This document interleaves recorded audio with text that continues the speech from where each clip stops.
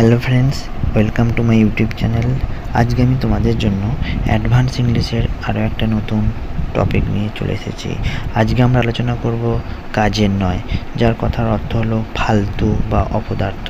আমরা আমাদের দৈনন্দিন জীবনে এরকম সেন্টেন্স বলেই থাকি যে তুমি কোনো কাজের নও, সেই ছেলেটা কোনো কাজের নয়।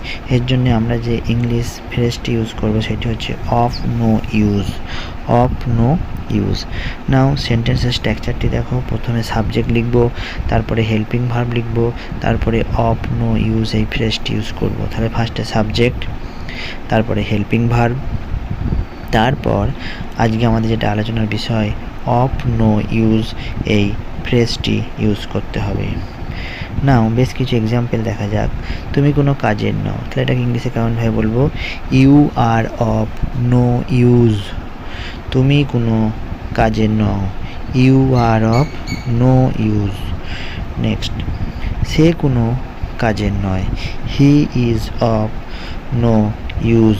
সে কোনো কাজের নয়, he is of no use.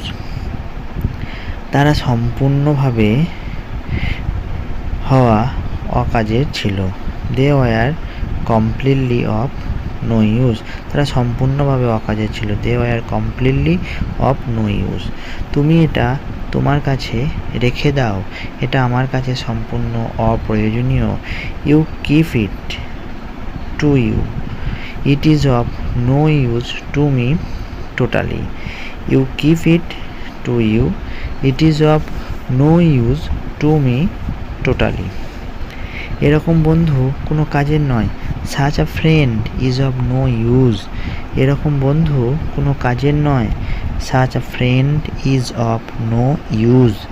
Such a friend is of no use. কিছুদিন পর এই ফোনটা আমার কাছে আর কোনো কাজেই লাগবে না। After few days this phone will be no use to me.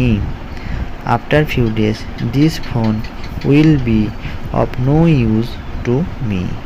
Friends, তোমাদের যদি ভিডিওটি ভালো লাগে তোমরা অবশ্যই আমার চ্যানেলটিকে সাবস্ক্রাইব করতে ভুলবে না এবং কমেন্টসে লিখতে ভুলবে না।